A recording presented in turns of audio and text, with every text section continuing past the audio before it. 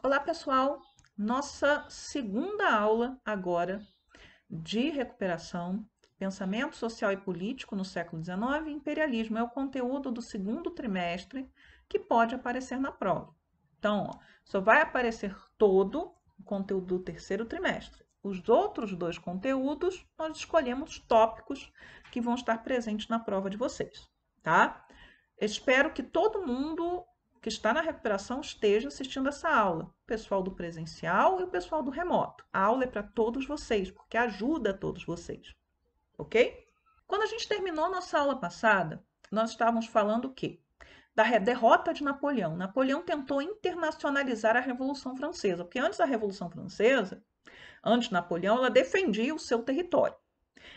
Com Napoleão, ela vai tentar levar para além das fronteiras da França os ideais revolucionários, nem sempre para o maior benefício das populações locais, porque eles imaginavam que teriam liberdade, igualdade e fraternidade, que era o slogan da Revolução, bandeira tricolor e os ideais da Revolução, e acabava muitas vezes tendo um governo autoritário, que é o que foi o governo Napoleão, principalmente durante o Império.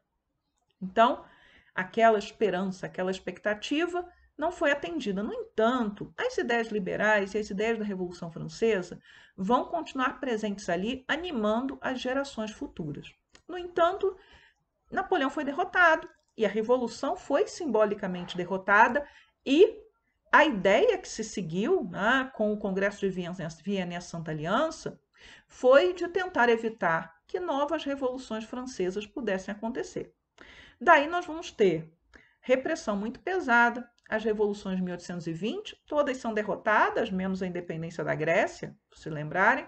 As revoluções de 1830, que vão ser bem-sucedidas na França, e aí a derrubada finalmente definitiva do antigo regime na França e na Bélgica, mas no resto também não serão bem-sucedidas. E as revoluções de 1848 são a primavera dos povos, que também sofrerão repressão. Então, o que, que nós temos? Nós temos aí os ideais revolucionários fervilhando e agora mesclados também com ideias que são ideias nacionalistas. Havia grandes impérios na Europa, o Império Austríaco, que depois vai virar um Império Austro-Húngaro, exatamente pela pressão dos húngaros para se separarem, e o Império Russo, que dentro das suas fronteiras tinham vários povos diferentes, inclusive povos que nem sempre estavam ali submissos a esses impérios. Então, por exemplo, os poloneses. Ora, os poloneses estavam independentes, ora, eles estavam sob o domínio austríaco, ou sob o domínio russo, ou divididos entre os dois. Então, por exemplo, os poloneses tentam a sua revolução e vão fracassar. Nós tivemos quase a formação da Alemanha em 1848, mas ela só vai acontecer lá em 1870, 71, tá? Então, nós temos as ideias revolucionárias e liberais circulando, mas nós temos forte repressão a quaisquer movimentos que levantem essas bandeiras.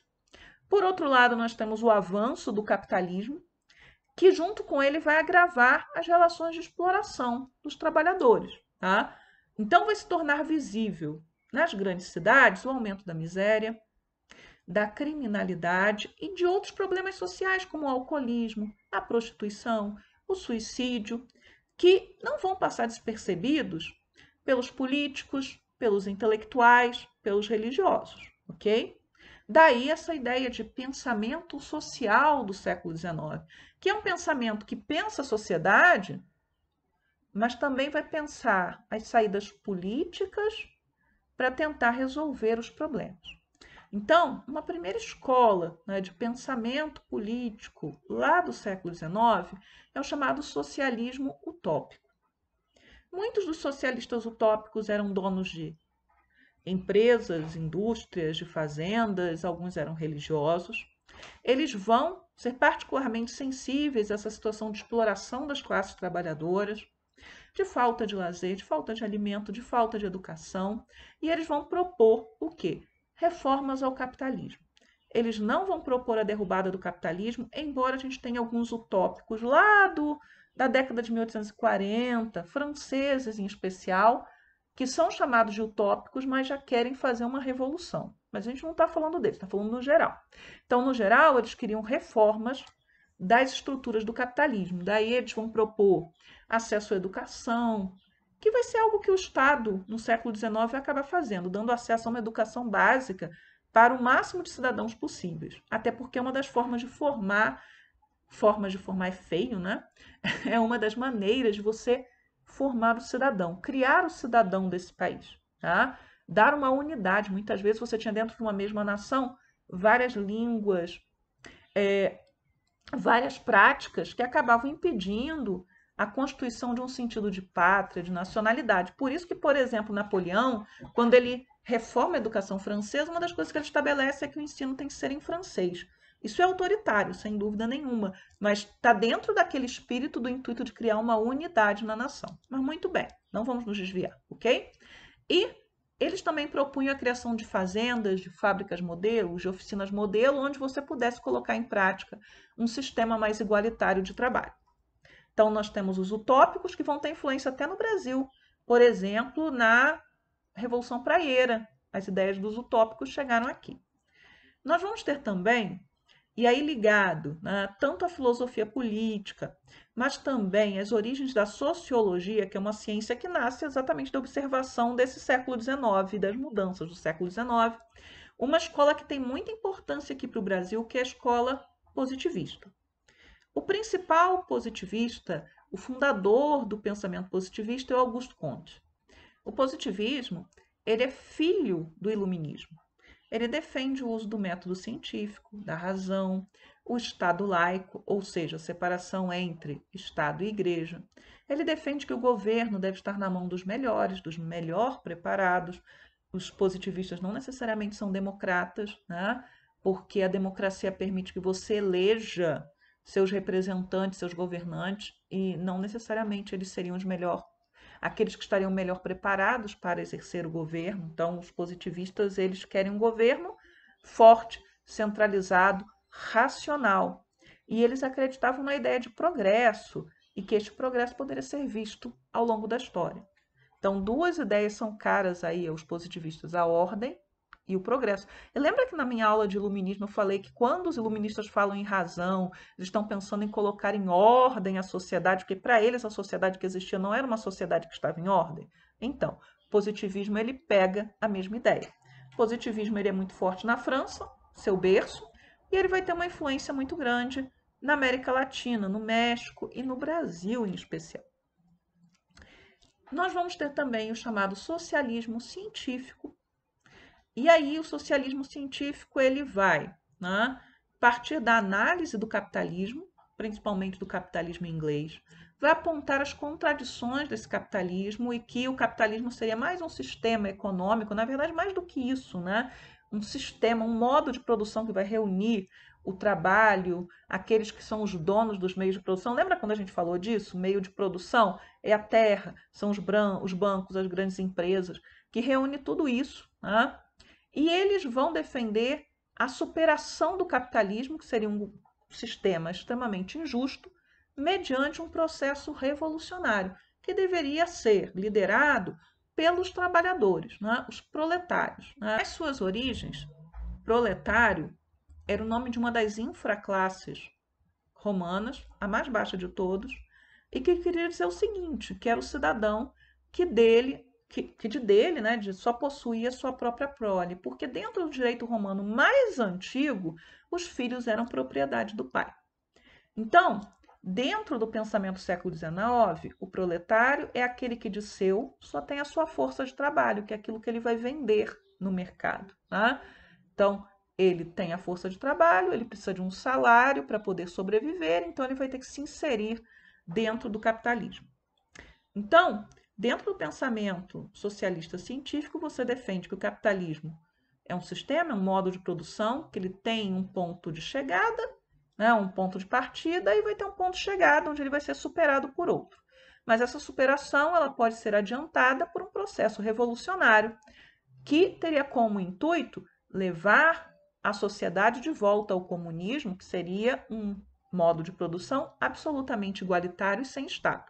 Mas antes disso, você teria que passar pelo socialismo, que seria a forma de transição em que você começaria a eliminar o capitalismo e possibilitar esse retorno ou essa construção de um mundo melhor e ideal, ok? O anarquismo também é outra corrente de pensamento.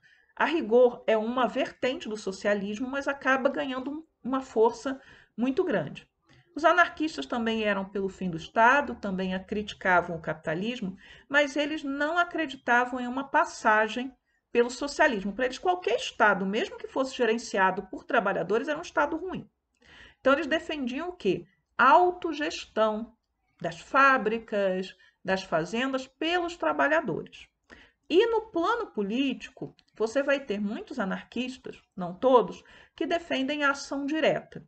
E essa ação direta seriam atos de violência de grande impacto.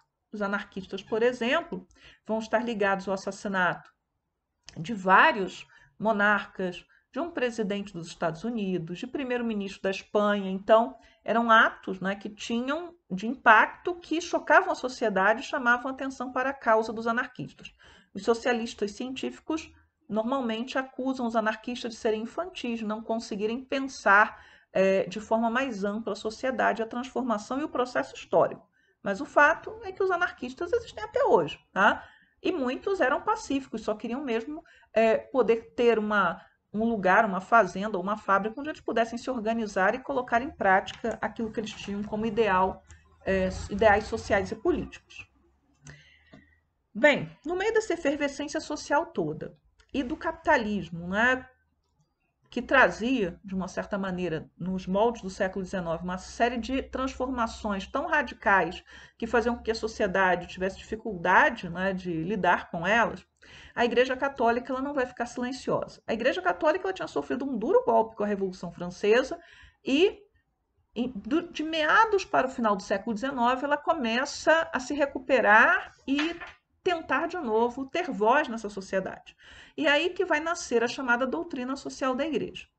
Então você vai criticar os males do capitalismo, de um lado, mas vai também atacar as propostas socialistas e anarquistas, porque elas eram, não raramente, né, recorriam à violência, porque para a Igreja Católica, naquele momento, a propriedade ela era sagrada, né, então o senhor tinha direito à sua propriedade e o trabalhador a um justo salário. Então, a proposta da doutrina social da Igreja era que a sociedade fosse reformada, baseada em princípios cristãos. Então, a partir do momento que você tem essa doutrina social da Igreja, você vai ter católicos organizados participando, por exemplo, de grupos, núcleos de trabalhadores. Tá? E é o século XIX, principalmente a segunda metade do século XIX, que nós vamos ter a Constituição das Leis Trabalhistas.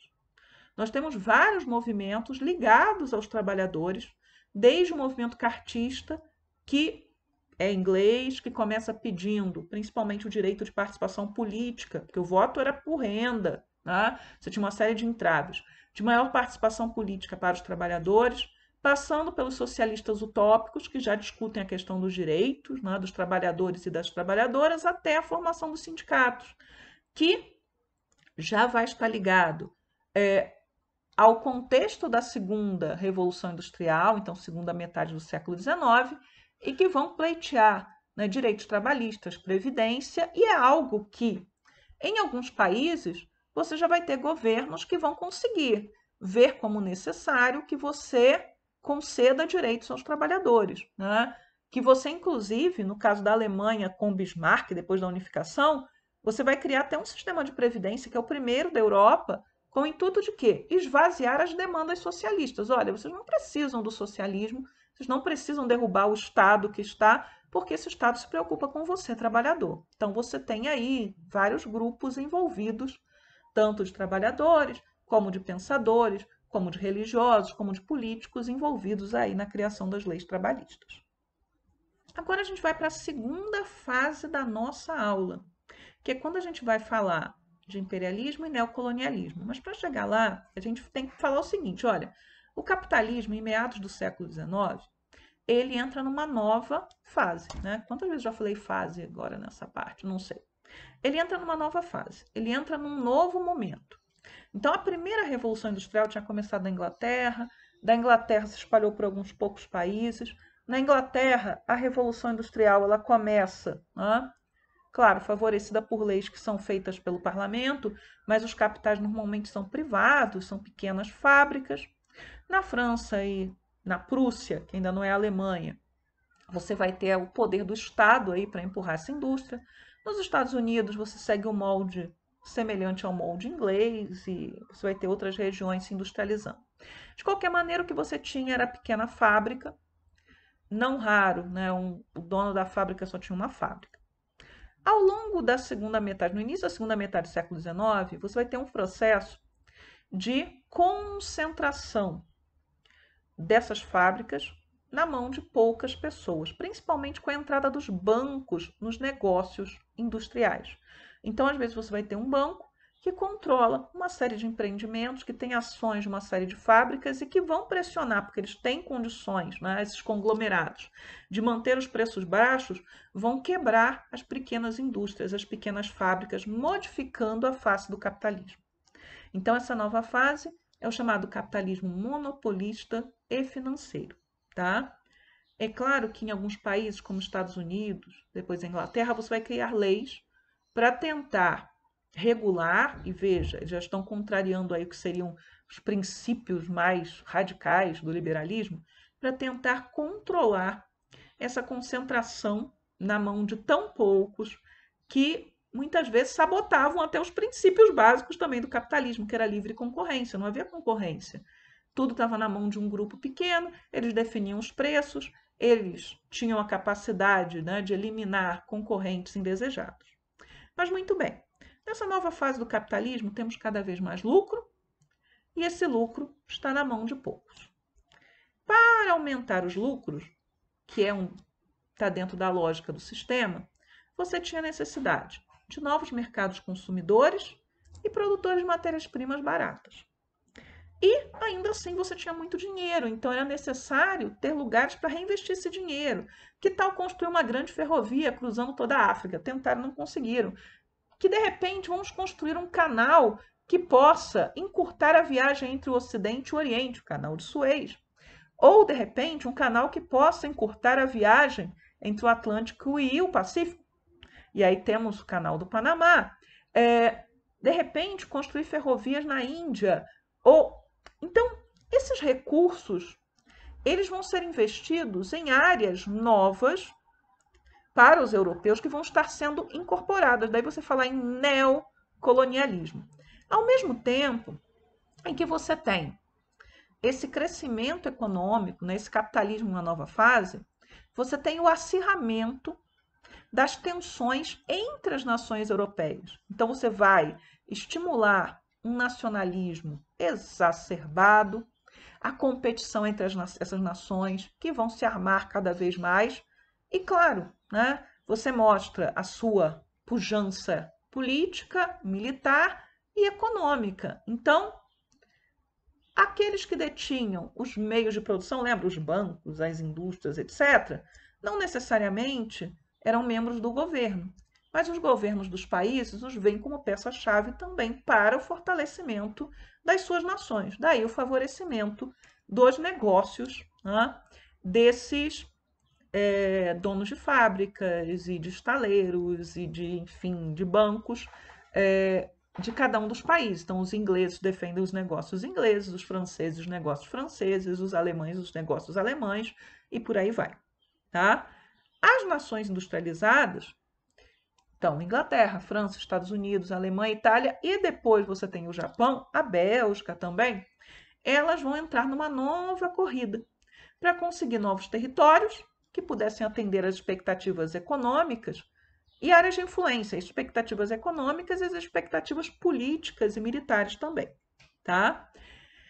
E isso só vai aumentar as tensões que vão resultar lá na Primeira Guerra Mundial. Havia várias formas de dominação, e até tem um quadrinho aqui, estava nos slides, né, da aula de imperialismo. Então você tem a colônia, que pertence a uma determinada nação. Pertence no sentido, você ocupou, é sua e ignora a vontade da população local. Nós temos o protetorado, que é um território que tem um governo, mas esse governo ele não manda muito, né? Ele está subordinado a uma potência estrangeira. Nós temos a esfera de influência, então uma região que é livre, mas ela vai manter um relacionamento comercial privilegiado com uma potência. O exemplo aqui é a Libéria. E nós temos o imperialismo econômico, onde as relações, né, o Estado, um determinado Estado, intervém para que empresas do seu país possam ter maiores privilégios numa uma determinada região. Tá? Então, vários tipos de imperialismo, alguns deles prevalecem até hoje. Bem, o início da partilha da África se dá com a Conferência de Berlim. Por que Berlim? A Alemanha e também a Itália se unificaram tardiamente e elas têm interesse em participar da corrida por novos territórios. Então, Bismarck, que a Alemanha já nasce uma potência, o Império Alemão, quando ele nasce forte. Reúne ali representantes dos vários países, mas não dos povos da África, continente africano, para decidir como seria feita a ocupação do território. Se até a década de 1880 somente uma parcela muito pequena da África estava ocupada pelos europeus e era até conhecida pelos europeus, rapidamente, entre a década de 1880 e a primeira década do século XX, você vai ter um avanço na presença dos europeus ali dentro do continente africano. Agora, para além dos interesses econômicos e militares e políticos, nós vamos ter o discurso que legitima tudo isso, tá? Então, é aquilo que a gente chama de racismo científico. E que era ciência na época? Era ciência forte, era ciência, né, que a gente chama de mainstream, dominante na época. Então, ela defendia, né, que existiam raças e que algumas raças eram superiores e outras eram inferiores. Então, os brancos, eles eram superiores. Então, eles não tinham somente o direito de ocupar novos territórios, eles tinham o dever, né, o chamado fardo do homem branco, de levar o progresso científico e cultural, de levar a religião cristã a esses povos menos desenvolvidos. Eles não acreditavam, né, via de regra, que mediante educação, mediante religião, esses povos estariam em pé de igualdade. A ideia, senhores, não é esta, tá? Mas que eles poderiam ser tirados daquela escuridão onde eles estavam, nessa ideia. E, claro, poderiam ser úteis à humanidade, principalmente úteis aos países que estavam ocupando. Tá? Quando esses povos resistiam, e eles eram vistos como inferiores, como crianças até, né? Como a criança que a ideia do século XIX, você castiga para ela obedecer, eles eram submetidos à força. Okay? A África ela foi partilhada pelos europeus, com uma participação pequena dos Estados Unidos, principalmente na fundação do Estado da Libéria, que nasce um Estado independente, eram pouquíssimos os Estados independentes, a Libéria e a Etiópia, tá? Que não eram protetorados de ninguém. A Libéria ela nasce tendo esses laços comerciais, econômicos com os Estados Unidos, e nasce para abrigar o quê? Aqueles escravizados, ex-escravizados, que decidissem retornar para a África, retornar no sentido amplo, porque muitos tinham nascido na América, tá? Então, o que mais você vai ter são colônias e protetorados. Temos uma exceção, que é o Congo. O que é o Congo? O Congo era propriedade privada do rei da Bélgica, Leopoldo II. Lá serão cometidas várias atrocidades que vão fazer com que que o rei tenha que abrir mão do seu domínio sobre o Congo, que vai passar aí sim a ser colônia da Bélgica. Isso vai diminuir a violência no Congo? Vai, mas ela vai continuar existindo também. No Congo foi praticado um genocídio em nome da rápida extração de riquezas, portanto a borracha. Tá? Na Ásia, nós vamos ter a presença de franceses, ingleses e outros, mas os casos que a gente normalmente chama, né, dá destaque durante as nossas aulas, que podem estar na prova, Índia e China. A Índia ela vai ser ocupada pela Companhia das Índias Ocidentais, a serviço da Inglaterra, Índias Orientais, desculpe, da Companhia das Índias Orientais, ok? A serviço da Inglaterra, e essa companhia ela vai administrar a Índia até a revolta dos Cipaios, 1857-1859, No caso da China, a China não vai ser ocupada por potências estrangeiras. Mas a China tinha um governo fraco, você tinha grandes senhores de terra que tinham muito poder, às vezes tinham até exércitos.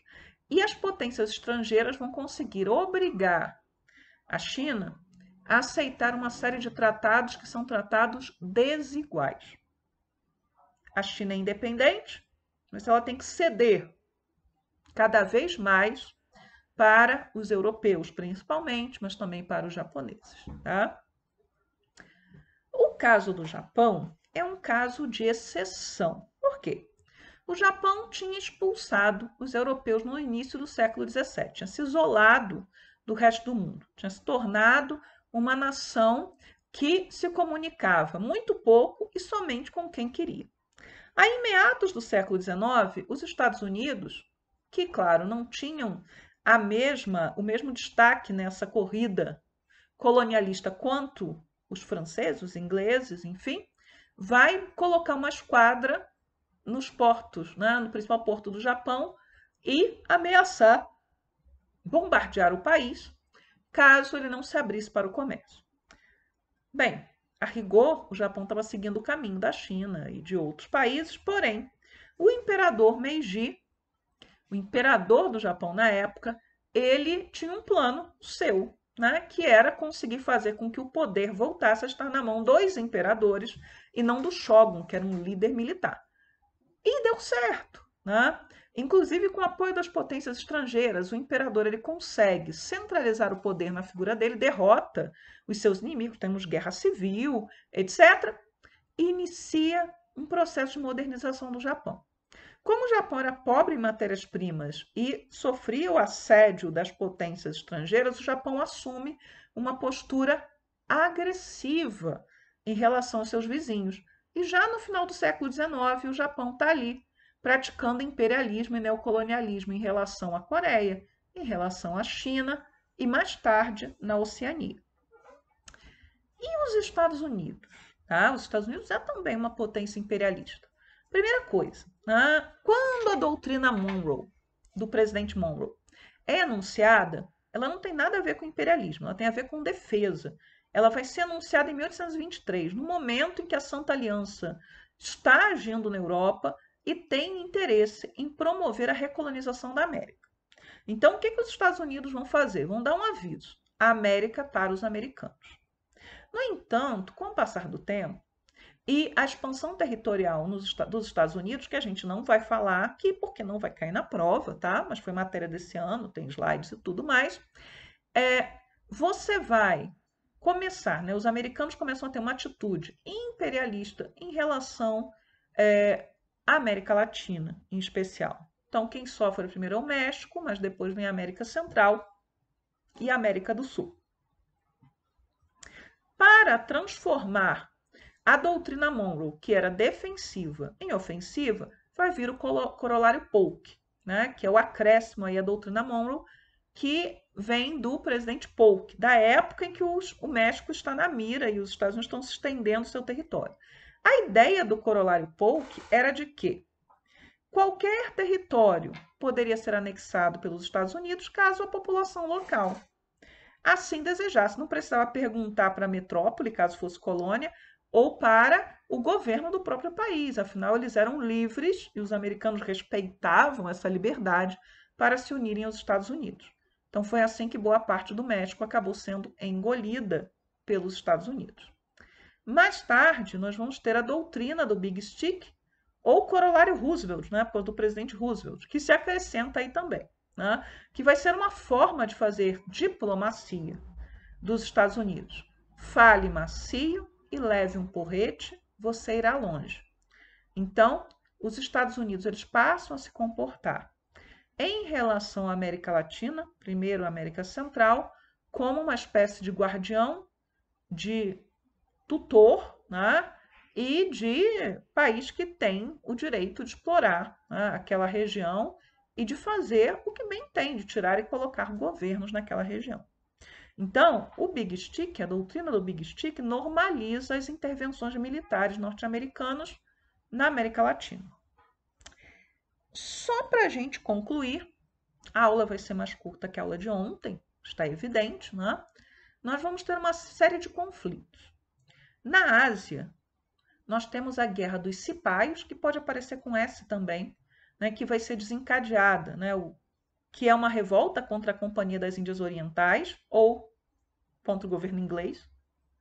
Até porque depois da revolta dos Cipaios acaba a Companhia das Índias Orientais e o governo inglês governa direto a Índia, que vai ser ocasionada, vai ter como estopim lá, né, quando os soldados cipaios, que são soldados indianos do exército da Companhia das Índias Ocidentais, descobrem que, por questões de economia, os cartuchos, né, que precisavam ser rasgados com os dentes antes de ser colocados dentro das armas, né, da época, eles estavam sendo embebidos, né, untados, não com óleo vegetal, mas com gordura animal. Gordura de vaca ou gordura de porco. Aí você tem hindus e muçulmanos se sentindo impuros e ofendidíssimos pelo que os ingleses estão fazendo. E aí explode a Guerra dos Cipaios, que é uma resistência contra a ação britânica na região, né? Primeiro transformando vários principados em protetorados, depois em colônias direto. Depois nós temos, pensando na China, as guerras do ópio. Ópio era uma droga poderosa, tirada da papoula.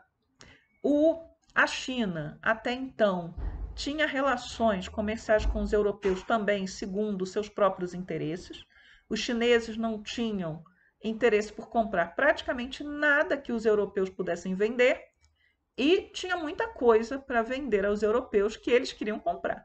Só que os ingleses descobrem que o ópio pode ser aquele produto que faça a diferença. O ópio é uma droga poderosa, o governo chinês começa a se preocupar com seu povo e quer barrar o comércio de ópio. E vai destruir cargas inglesas, e por isso nós vamos ter a Primeira Guerra e a Segunda Guerra. As duas guerras são perdidas pelos chineses e eles vão ser obrigados a assinar com os ingleses e outras potências os chamados tratados desiguais, porque os europeus tinham tudo a ganhar, ou os japoneses, e os chineses tinham tudo a perder. Tá?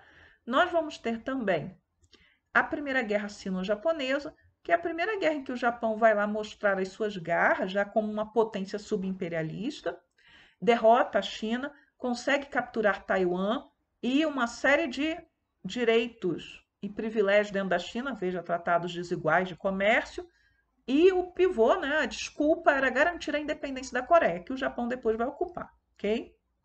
Não tão imediatamente, mas vai ocupar. E nós vamos ter a revolta dos Boxers dentro da China, que é uma revolta ultranacionalista contra os estrangeiros, então xenofóbica, né? E que acaba sendo derrotada, né, pelas potências europeias que vão impor novas sanções à China para compensar as perdas que os estrangeiros tiveram.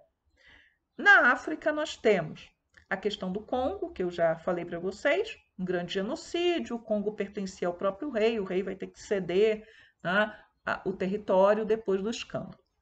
E nós temos, para destacar, as duas guerras com os boeres. Então, a região onde hoje é a África do Sul, primeiro foi colônia portuguesa, depois passou a ser colônia holandesa, eram várias colônias ali separadas. Os ingleses eles vão começar a tomar pedacinho por pedacinho dessas colônias holandesas. Até que sobram somente pequenos pedacinhos independentes e vai se descobrir ouro e diamante na região. E aí os ingleses vão usar de todo o seu poderio militar para conquistar aquela região que estava sob o domínio de descendentes de colonos holandeses, os tais Boers. Só que é guerra de branco contra branco. Então, a tolerância para com os abusos, para com a violência, que era muito comum nessas guerras coloniais, vai ser muito menor quando as notícias de campos de concentração, do tratamento, né, horroroso que os ingleses estavam impondo a mulheres e crianças, principalmente, né, dessa população de descendentes de holandeses, a Inglaterra vai ter que recuar e vai ter que fazer um acordo. Ela vence a guerra, ela incorpora o território, mas esses descendentes dos holandeses vão ter privilégio na região e a gente já está falando das origens do apartheid, que é assunto do ano que vem. Tá? Na América, os Estados Unidos vão protagonizar né, algumas guerras, né, de cunho imperialista. Não estou falando aqui das guerras com o México, não é assunto nosso, elas já teriam acontecido, elas entram mais no contexto da expansão, mas da guerra hispano-americana. Então, a Espanha e os Estados Unidos vão lutar, o pivô da briga é Cuba. Cuba vai conseguir ganhar sua independência depois dessa guerra e os Estados Unidos ganham compensações da Espanha, inclusive o direito de intervir em Cuba, né, independente, mas também as Filipinas. Aí ninguém vai perguntar para os filipinos se eles querem pertencer aos Estados Unidos. E por fim, nós temos a crise do Panamá. O Panamá não era um país independente, o Panamá era parte da Colômbia, mas os Estados Unidos queria construir um canal na região do Panamá, então vai estimular a revolta naquela região.